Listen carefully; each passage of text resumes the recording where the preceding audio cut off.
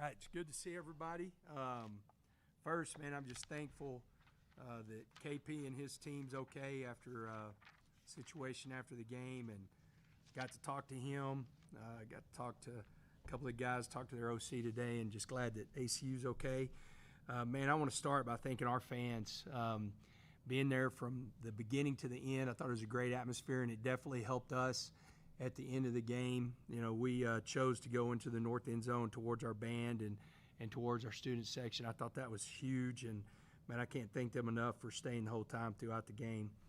Scout Team Players of the Week for us last week were Jacoby Williams and Oliver Miles. They did a really good job for us.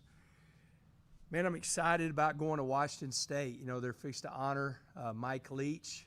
What better way to do that and having us there, and you know, it's going to be a great atmosphere. Talking to Clay, you know, they do such a good job on game day. I don't know their head coach very well, Coach Dicker, but I do know the OC really well. Ben was actually my quarterback in the very last THSCA All-Star game, and so I've known him since he was in high school, and he has done a great job. We're facing a really good offense. Their quarterback threw for 352 yards and 5 touchdowns last week, had 2 receivers. Hudson and Williams both went over 100 yards, one for 141 and one for 101. Defensively, they're really aggressive. They got a linebacker that's played, number 52, that's played a lot of football, you know, and so one thing that they've done well is, and they play the run really well, and so that's going to be tough for us. But, you know, it's a great opportunity. You know, we've talked about this before, that we've got an opportunity to go on the road. It's something that we have not done well, played well on the road at the beginning of the year, and so this is going to be a big road test for us in a great environment, and, man, can't think of anything better than being able to be a part of a celebration of Mike Leach. So it's going to be a great game, and we're excited. With that, I'll open up for questions.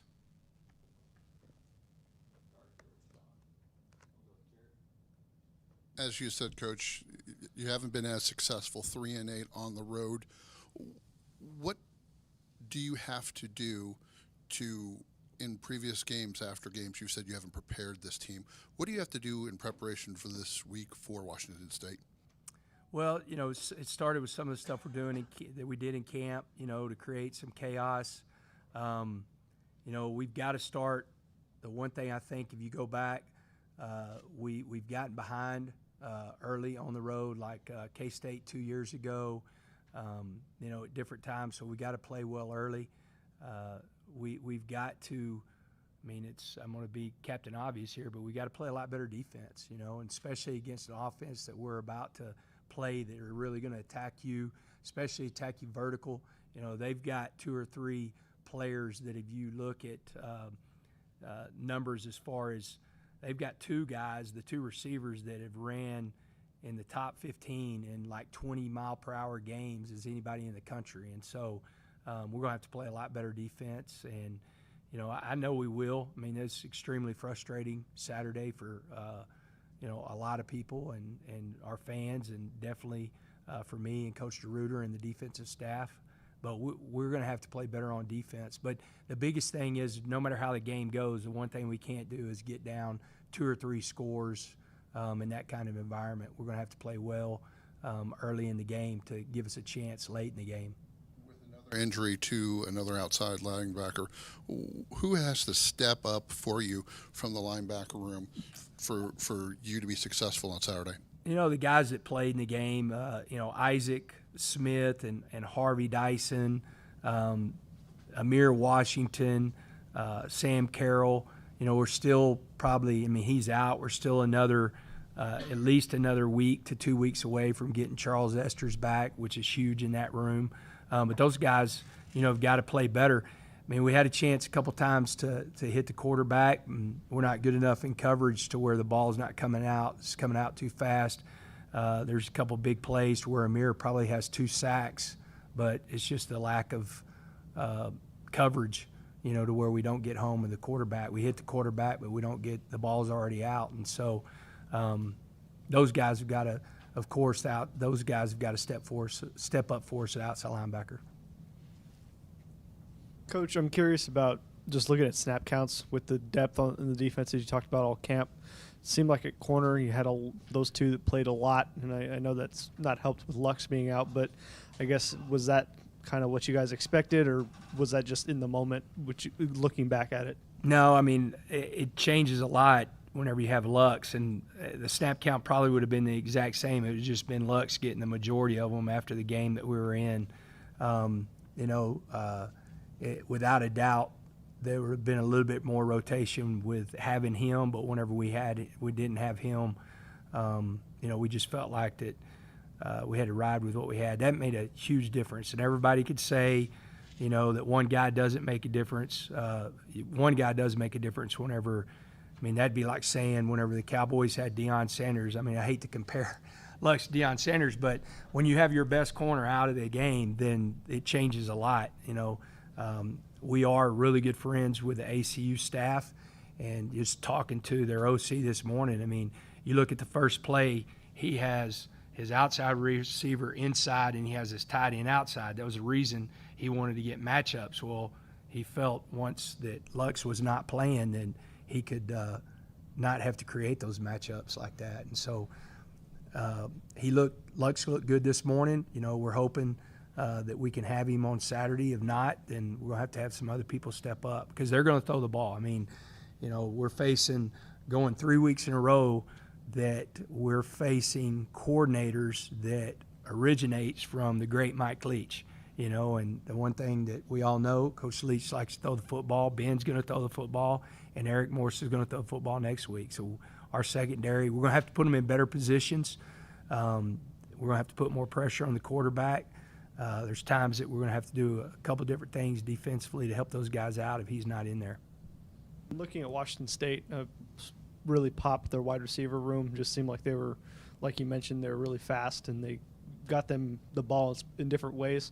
I guess what kind of challenge is it for you to have a secondary that, I guess, performed the way they did the other night going up there on the road with likely a pretty good test? Yeah, it's going to be tough. If you go back and you look at on Saturday, I had Blanchard do this. On Saturday, the quarterback was getting the ball out of his hands 2.45 seconds. So your numbers say that you may have a sack every 90 plays with the ball coming out that fast. The guy that we're fixed to face. So I'll give you an example. Bo Nix got the ball out at 2.6 seconds whenever we played him last year. So this kid, McGyver was at 2.45. The kid we're about to play for Washington State was 2.25 against Portland State. So it's even coming out even faster. So, one, we've got to cover down on some receivers to where we don't give some clear pitchers and easy access throws. And, we've got to get in the windows with our linebackers to even have a chance to get home against some of the stuff that they're doing. And then we're probably going to get some more vertical shots. One, we didn't play some vertical routes well, but some vertical shots because these guys can really run. So it's going to be – we're going to have to mix it up on defense, give them a bunch of different looks, and play better. Coach, it's only one game into the season, but there's been a trend of kind of slow starts to the season and really strong finishes in November. Is there anything coming out of fall camp that could point to the slow starts, or are you reevaluating how y'all approach the start of seasons? Man, I'm going to tell you, and I know everybody's frustrated. I mean, there's no person more frustrated than me, and the defense side of the ball is kind of really tough because I think everybody saw. I mean, I don't think you can question our offensive skill after Saturday night, and you're going to see it again. We have great offensive skill. And if you've come to our first two scrimmages, our defense dominated our offense. I was shocked of how we played.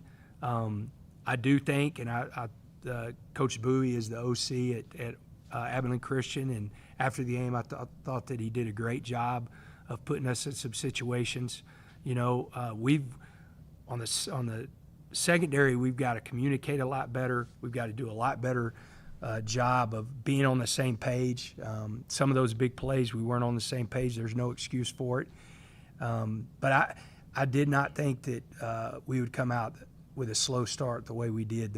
We came out and it's 22-7, and then all of a sudden we can't we can't get off the field. My message to the team yesterday was, there's a thing you talk about, complementary football. Well, complementary football is getting a stop when the other team, maybe has scored, or if you're reeling on defense, you got to go score. There's an opportunity in that game after Dre McCray has that long return, and we get stopped on the 1 yard line. That now all of a sudden, instead of it being 32-21, it's 39-21. So there's separation where the game changes. We never did that playing complementary football. What we did was just the opposite. We went from them stopping us to letting them drive 96 yards for a touchdown. That's ridiculous, and there's no excuse for it. And so to come in and win and go 2-0, which would be a better start than I think our first 2 years, then we've got to get that stuff corrected. And it's not. I do know this. It's not for the lack of our players not wanting to get it corrected. I mean, I think they came in with a good attitude yesterday. They were frustrated, but they also, I asked them, man, you never can apologize for winning. I mean, this time last year after we get beat by Wyoming and we can't make a play at the end of the game, as bad as I feel right now, trust me, I felt 10 times worse losing that game. And so at least we could come out and say we're 1-0 going into Washington State. I don't know if you can give it all away, but how do you teach that complementary football, like that sequence you just talked about, getting stopped on the 1 and then giving up a 96-yard drive? How do you correct that from week to week? Well, man, that's a great question. There's one thing yesterday, what I did. So what we do on Sundays, we come out and we put our plan to win, of who won what. We won the game against ACU because we caused a turnover and we scored off of that turnover, and then our special teams were elite. I mean, if it wasn't for Dre McCray and our kickoff return team, we don't win that game, right? And so we put that in. But then I cut up all the complementary football of like the sense of urgency in games, whether they're close or at any point. Like those drives, I know every single drive matters, but whenever you get a big return, you can't kick a field goal, or when you have a situation where you get stopped on 4th down, your best defense has to come out and play right then.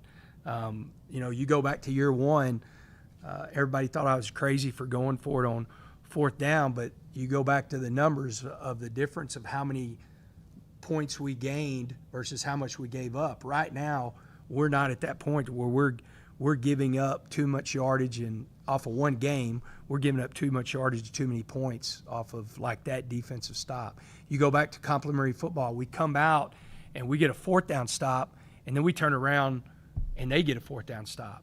You can't win games or increase the margin of points in a game if that's how you're going to play, to where it's now you're just going back and forth in the same situation. And so what we did, we cut it up yesterday and just talked through, like, here are the points that we're trying to make, that, here's the complementary football. If you get stopped on the 1 yard line, now it should be that they're backed up. You don't give up a whole shot in cover 2 and friggin' let them out. You stop them right there, and now they've got a punt. Now we've got a short field to go score. Instead, they go 96, and that's really frustrating. Go hole in the back, then Collier. What impressed you the most about Josh Kelly? I think he had a career high with 10 catches, and now going against his former school. Yeah, he is, man, I'm going to tell you what, man, he is special. You look at another thing of just the whole offense, the yards after catch versus any point in my first 2 years. The skill players, I thought they did a good job after they got the ball in their hand of creating more yards after catch, and he had some big plays like that. I've said it. I said it to Barron in the spring whenever he was watching. I say it to Kitley all the time. Good things happen whenever Josh Kelly touches the ball early. He really can get this offense moving, and he is such a tough competitor. Man, he wants the ball in his hand at any point in the game. He's a big play guy, and man, I was really proud of him. I thought he did a really good job of not only catching the ball, but he did a really good job of yards after catch. How much do you think it helps, just finding a way to win the game versus last year, you start at Wyoming, you let that one slip away. Having this, up in the air situation, finding a way to win, and then going on the road, do you think that helps versus just starting off on the road like last year? I think it helps. I mean, our first 2 games last year, we couldn't find a way to win. We should have won the Oregon game too, and we find a way to lose that game. Turning the ball over, pathetic checks, that we block a punt and then we check something that shouldn't have been checked and we throw it right back to them, stuff like that. You learn from that stuff, but you always want to learn stuff where you're winning the game and finding a way to win the game. I'll never forget, and it's 2018, and we're just getting destroyed by West Virginia. We're coming into halftime, and I Coach Rule, I know he wanted to go in there and just rip them, and I said, Coach, we're going to learn something from this. Like every situation we're in, we have to learn from, and that was my point to the guy at Saturday night. We're in the game we're in. So if you go back, and we talked about this whenever we met in February, we're going to be in games to where we didn't expect to be in this type of game. Find a way to win the game. That was said over the headset multiple times. This is where we're at. We can't change where we're at right now. All we can do is find a way to win the game. And the guys found a way to win the game. I thought it was a really good call by DeRuyter, to mix up the front. We felt with what they were going to do is they had a single receiver, so you're going there. We had really that to where we could double cover that. We gave them numbers out here so they couldn't throw the screen. We gave them the box to run the draw in, and we mixed up the front to try to stop the draw, and we were able to do it and win the game. And so it's just find a way to win the game. And that's the key. There's been schools over the past. Clay McGuire reminded me in 2015 they won 9 games at Washington State. They opened up the season with a loss to Portland State. He goes, I would rather be on this end than that end. And so at the end of the day, no matter how I feel and how frustrated I am, I'm going to honor the victory. I probably got 10 texts from my ex-coaches because we used to talk about that all the time. I told them, the guys at the end of the game in the locker room, look, get your heads up because we found a way to win the game. And I remember walking out of Wyoming last year and being just sick to my stomach, and probably one of the worst losses I've been a part of, and still being sick to my stomach after the Abilene Christian win, but being really appreciative that we won the game. With Taj questionable this weekend and the 2 backups only getting 2 reps, how do you envision using those guys if they're needed for the full game? Would you go more Cam Dickey since he's kind of a Taj clone body type wise? Yeah, I think there's going to be a good split. I mean, I think we'll add if we get to, that'll be a game time all the way up, game time situation. Taj might fight us to get on the field, just the type of person he is. But we'll add in, it probably won't be a heavy role, but we'll also add in Jacoby Williams. So, we'll travel all 4 of our backs. We'll travel Taj and the 3 guys to, go in the game. And, Cam Dickey does, he's a heavier back. Valdez, if it happens, he'll start it just because if he's more experienced and has played in some games this year. I wish that we could have got some more reps out of those guys.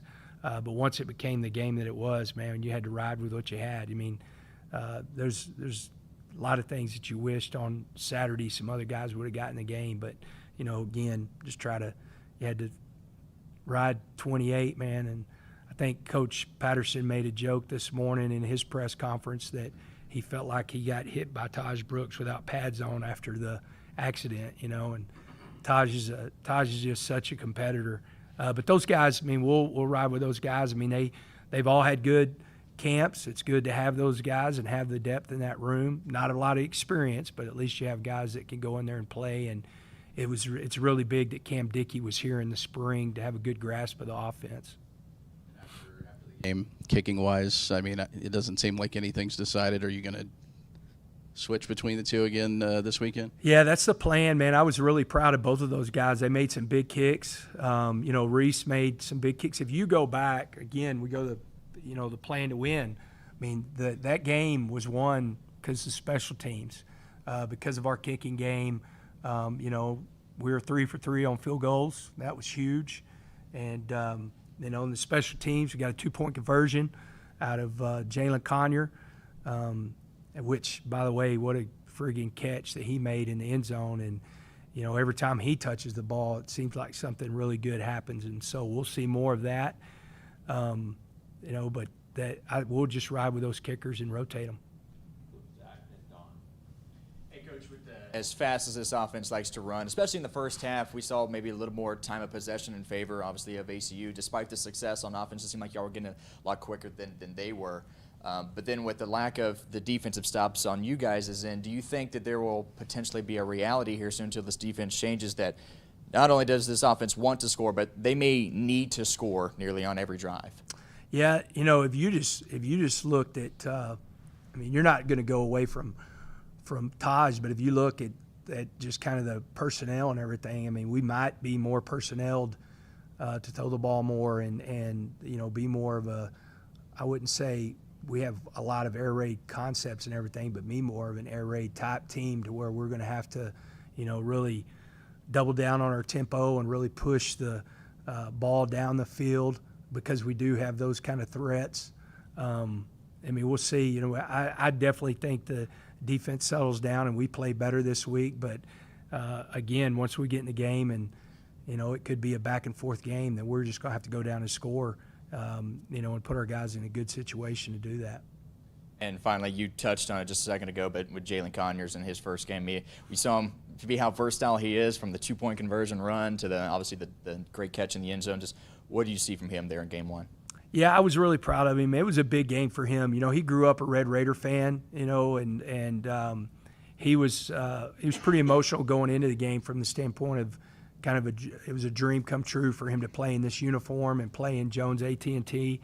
And you just continue with those guys that play in those kind of situations and come up big, that you just got to increase their role. And definitely we'll continue to increase his role, and that could be, splitting him out. It could be putting him anywhere and everywhere. He's definitely a really tough matchup for guys to handle. Go ahead, Don. Joey, when did Joseph suffer his knee injury? And is that something that's surgery then? Yeah, he's out for the year. Surgery? Yep, he's out for the year. Did he do that in practice? Yep. And what exactly did Taj do to his arm? And what point, I guess, in the game did that And happen? I'm going to tell you guys, we're putting out an injury report every single week. I think we're more transparent than anybody else in the country. I'm not going to sit here and answer questions about an injury report that we're putting out. It defeats the purpose of putting it out if we come in here and we ask questions about the injury report. So I apologize, but I'm going to let Mike and Grant answer any of those questions. We can add them into the press conference. Would you seriously bring it into the press conference? Probably not, because we keep putting out an injury report. I don't know what else to do, because I'm tired of sitting in a press conference and talk about injuries every single week. So we're putting them out. If we need to add more stuff to it, then we will. Here's another question. This is not for me. This is something that someone asked me on Twitter. Was there a belief that ACU somehow had Texas Tech's defensive signals? I don't know. I think Rick after the game might have told me. But, you look at, you've got 6 guys that played for us. He's not there anymore, and I'm really proud of him. Co-signed the new defense coordinator at Coffeyville, but he was on that staff for the last 2 years. That's not why we played that bad, guys. That's not why we miscommunicated and gave up friggin' pump and goes, because we got terrible eye discipline. We got guys looking in the backfield when we're running out routes. We've got a miscommunication. We've got a dead set to where the tight end is dead, and they have communicated that he is dead, and neither one of the 2 DBs do not take the over route to Nehemiah Martinez on a huge play. That has nothing to do if they had the signals or not. That wasn't why they did that. They had a really good they had a good game plan, and we played like dog crap. Coach, could you talk about the matchup with Washington State and how your offense matches up with their defense and what your kind of expectation is there? Man, it's it's like you're looking in the mirror a lot, I mean, we feel like with what Arbuckle's going to do is a lot what Kitley does, and then I know turning around, they're going to present a lot of 4 down. They're mainly a 4 down team. They close the middle of the field. You're going to get a mixture of cover 3, man free. That the one thing that they've done really, really well, it's one of our best run plays. So it's going to be interesting of, who can do what. Can we run our gap scheme, our counter scheme? They do a really good job of stopping the counter. And so that's going to be a big key of the game. It's one of those deals of do you run more inside zone and outside zone? But I do think we're one of the best teams in the country running, counter, and so we're not going to go away from it. Even people that have played, that play it really well. Iowa State defends it really well, and we still had success on it, so we'll continue that. But it's going to be a good matchup, man, and it helps without a doubt that Clay knows that defense, also knows that offensive line. It helps, that Josh Kelly knows these DBs. But you turn around, I mean, Ben knows Zach Kitley really well. I mean, he's his mentor. I don't know how much they'll talk this week, but they talk constantly, and so it's going to be somewhat of two teams looking in the mirror and who can outplay each other and who can make more plays. All right, thank you. Appreciate it, guys.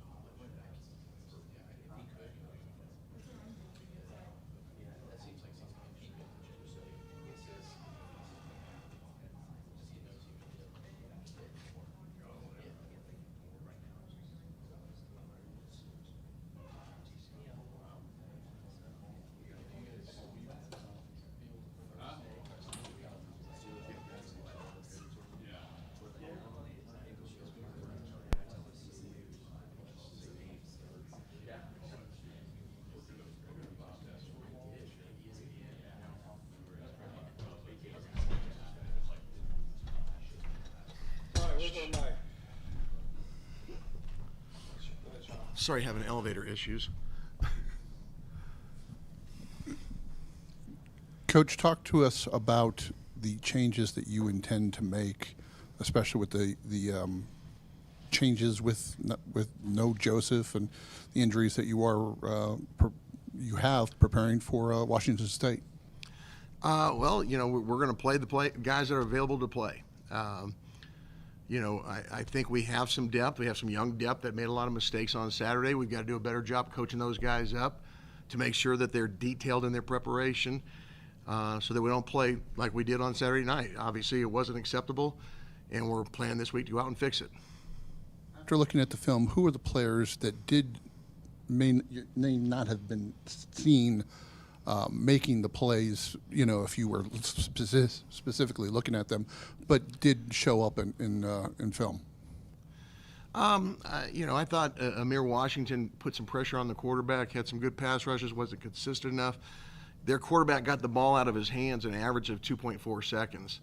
When you do that, it doesn't give you a whole lot of opportunities to get to the quarterback, but he got some situation where he pressured the quarterback by putting that tight end, if that was him, or the tackle back into the quarterback's face.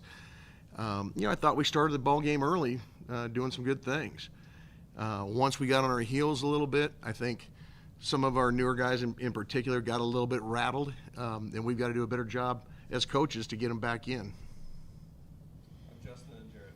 Coach, I guess with their corners, I know that you guys have been really excited about the depth, and I know Coach talked about, kind of be the same if Braylon was playing, but just was the lack of rotation, especially in the secondary, just something that you expected, or, because I know previously you guys have kind of rotated them? Well, I think a little bit, losing Braylon before the game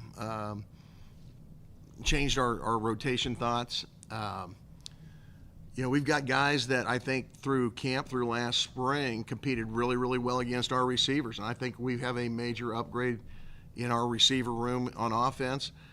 It's different when there's 60,000 people at the Jones, and we had a lot of guys who performed against our guys in practice that when they went to the Jones, it was a little different for them.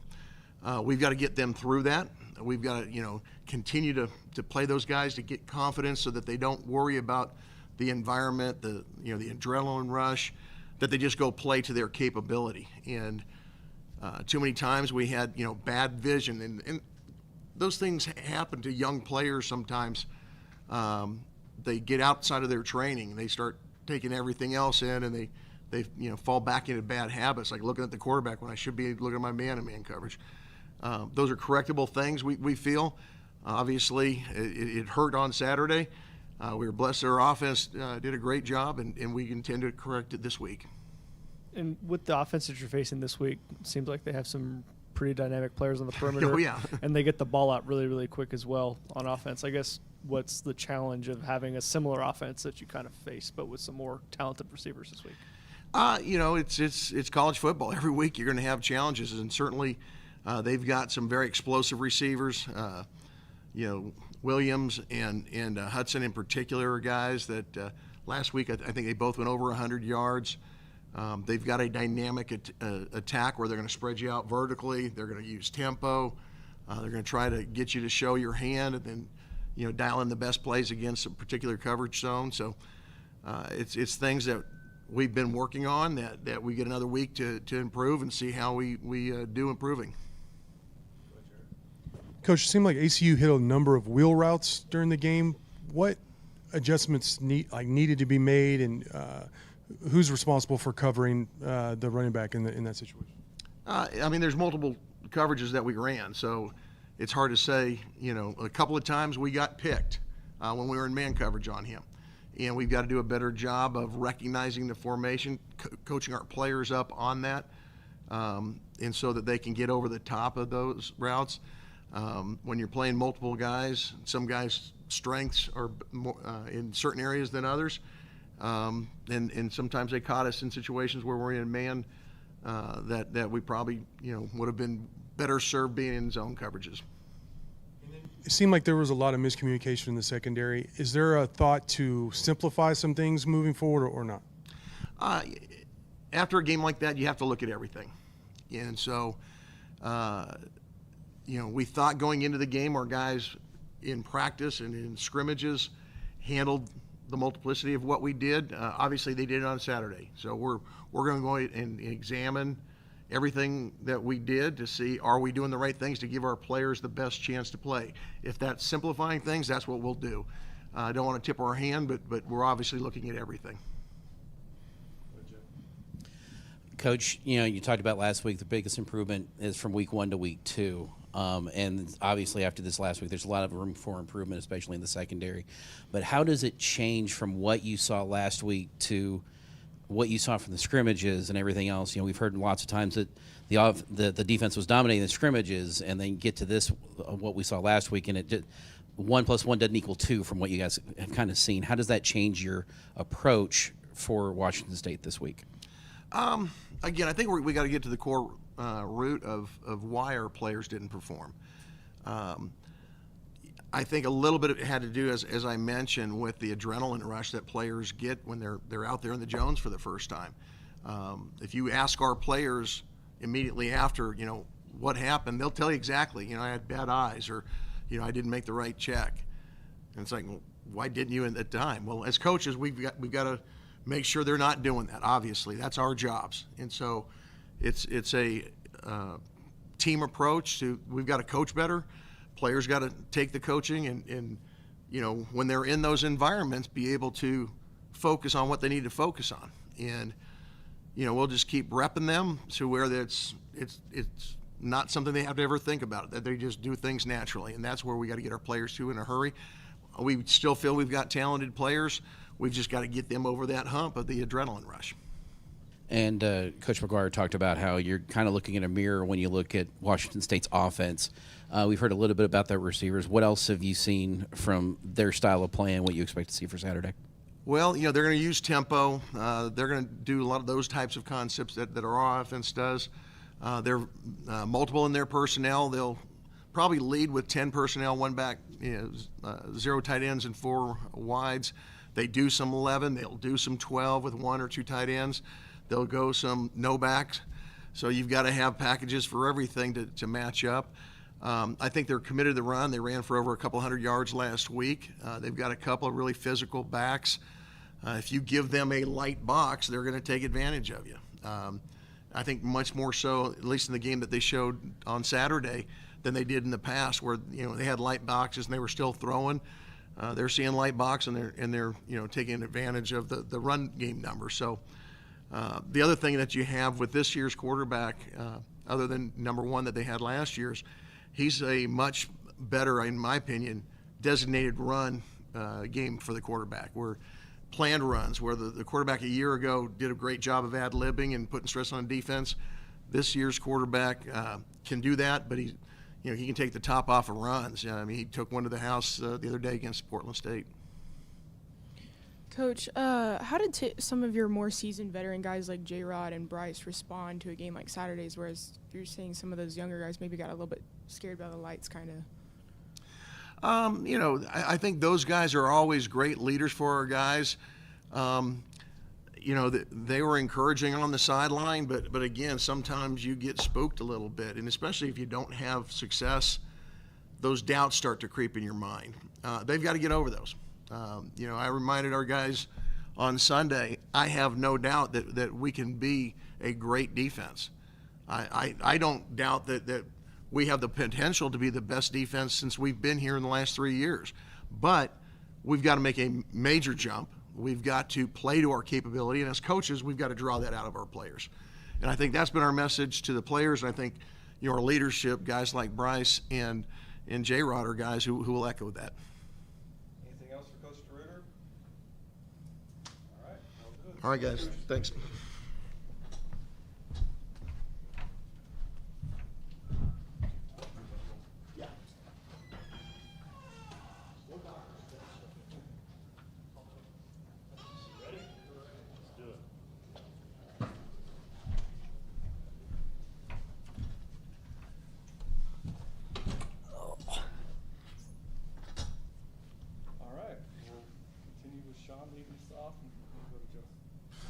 Coach, what did you see in the film that gives you hope for what the offense can do this year? Yeah, I mean, I thought we were better, early on at creating explosive plays. Yards after catch was way better than anything we had last year.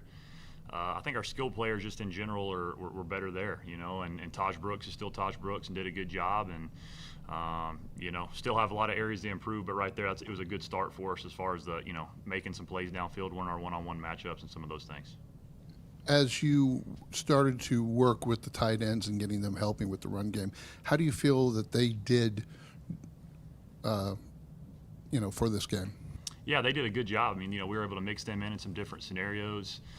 I think Mason had a catch, JC had a catch, and then, Conyers had 5, I believe, plus the 2-point catch there. So just, mixing those guys in, where we feel like we have some advantages. We kept kind of slipping those guys out to the flats. We caught that, kind of halfway through the game, something that we thought we could take advantage of, and we did that 4 or 5 times there. So, just making those in-game adjustments, and then, of course, we're always going to use those guys in the run game as well.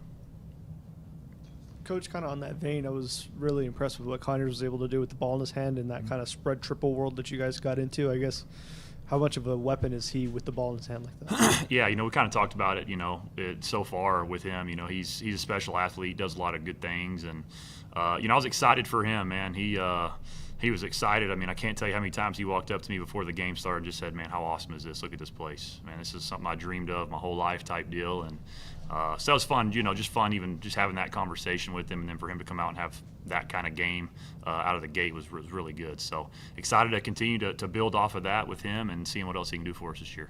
Overall, it seemed like the offensive line had a really good day in pass protection. I guess, what was your assessment? That was my assessment. Yeah, we did a good job in pass pro. We got to strain a little bit longer at times to finish some blocks.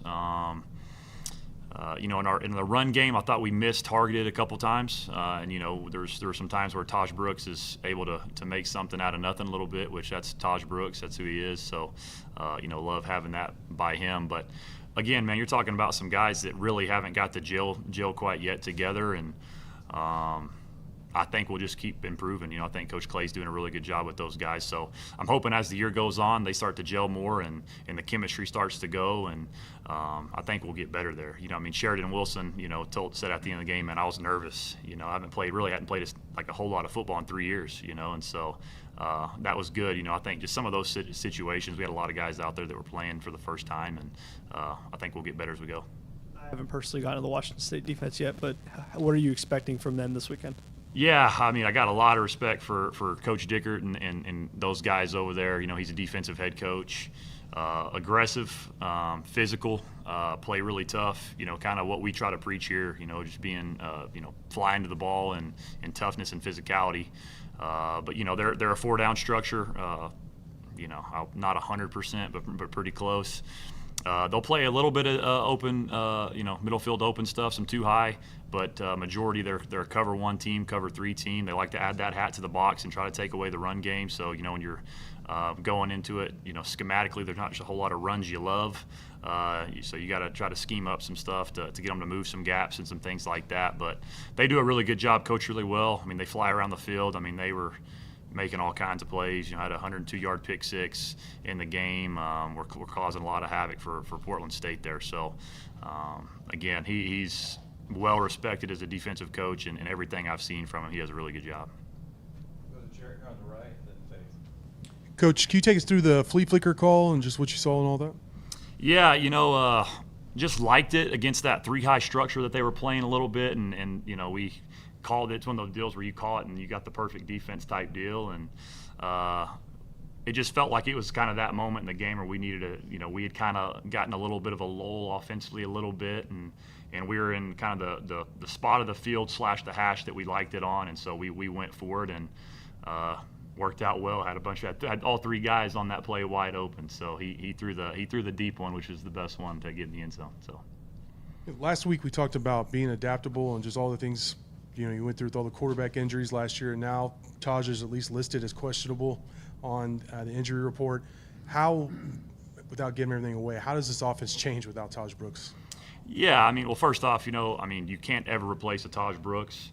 But with, if for some reason he's unable to play, we got full faith in both Cams and Jacoby, the young freshman as well, has done some really good stuff. But we'll kind of see how that goes. I mean, it's kind of funny, ACU came out early against us and didn't play as much three high as we expected early, and we adapted in game, and then we kind of started doing some of our stuff well early, and then they kind of reverted back to what they were doing defensively, so we were able to get back into some of our stuff. So at the end of the day, you're going to kind of have your adjustments as the game goes, and so we're planning to have 28 out there Saturday, and if we don't have him, then we'll adjust from there. But again, man, I think y'all saw the skill players that we have at the receiver and tight end position, and so we feel good with those guys if we got to adjust in that manner. By all accounts, Barron had a great game. But as his OC and quarterback coach, what was your assessment? Yeah, he did. I mean, as you know, we can always pick through the fine details. And, there was probably 3 plays that him and I discussed that he was even frustrated with as well. That, there's one where he didn't get all the way through its progression and get to a backside curl to Coy Aiken, who was wide open on an important third down for us. And there's another one there in the red zone where he really missed his first read to Jordan Brown and then kind of got discombobulated in the pocket there. And again, he missed Jalen Conyers wide open on the other side on a similar type concept. And then early in the game, he got a little bit greedy and should have handed the ball off to Taj, and he pulled it, and that's whenever he had to go run, and he shouldn't have had to go run. So those 3 plays right there were 3 off the top of my head that, were frustrating for both of us. But, the biggest thing is, quarterback hit-wise, he took 3 hits, which isn't too bad, when you look at a game like that. No turnovers, got out of the pocket a few times and threw the ball away. So ultimately, I'm proud of him. And the thing that I love the most, man, is being around him out there on the sideline and watching his leadership ability. That was impressive to see. He was trying to encourage the defense, the whole game and keep our guys going. And, I called the offense up early, after we got up 2 touchdowns early. And I said, hey, guys, 2 years ago against Wyoming, this exact same thing happened right here, and we let them come back. We took the foot off the gas pedal, and again, we caught some lulls there at a couple times, but ultimately I thought we fought through it. We did a good job. So proud of him and his performance, and he's got to keep climbing, and he knows that. And I expect him to keep getting better.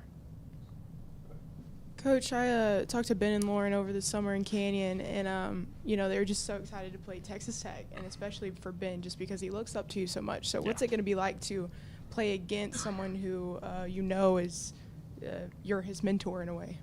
Yeah, I mean it's fun, Again, Lauren, Ben and Lauren are 2 of my best friends with my wife Emily, and my middle boy. They're the godparents of my middle son. So a best friend of mine. They're his offensive line coach Jared Castor, who we all know very well here.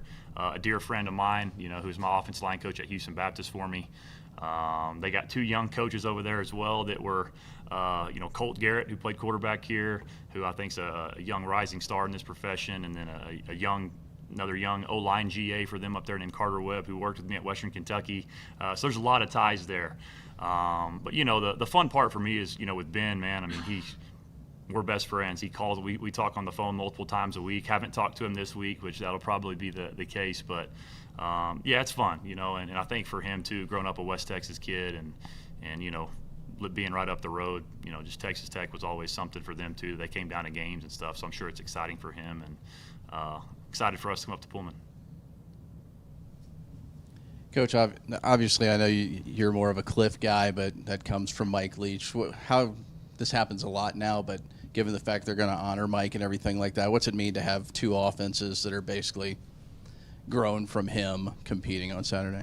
Yeah, I mean, I just think that it ultimately goes back to show you really what Coach Leach did for the game of football. I mean, when you go look at, a lot of the top offenses in the country right now, I mean, if you guys that watched the USC game last night, I mean, what Coach Riley was doing over there at USC, I mean, that stems from Mike Leach. And you got Eric Morris over at North Texas, threw up 52 points the other week. And, it continues to grow.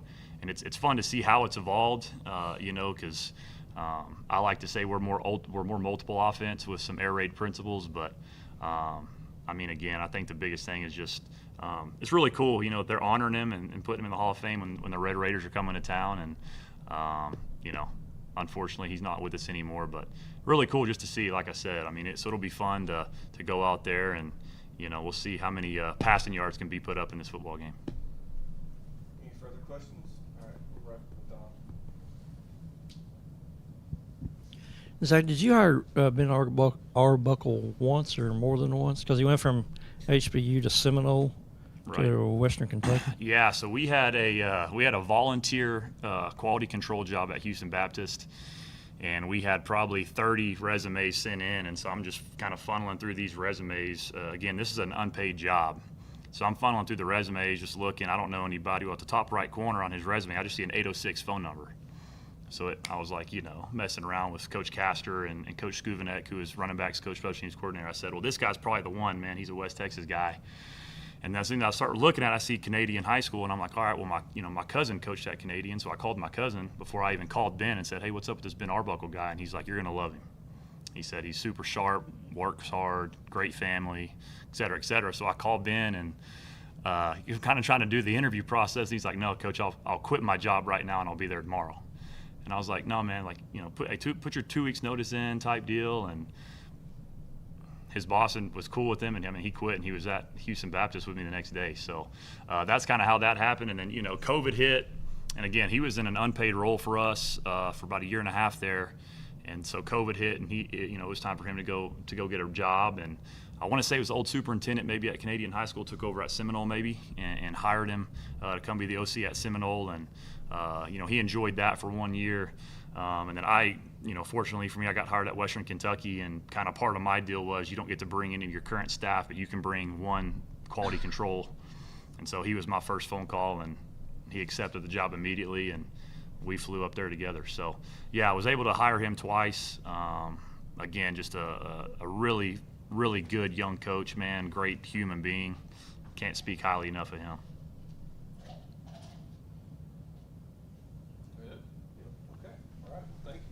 Yeah, thank y'all.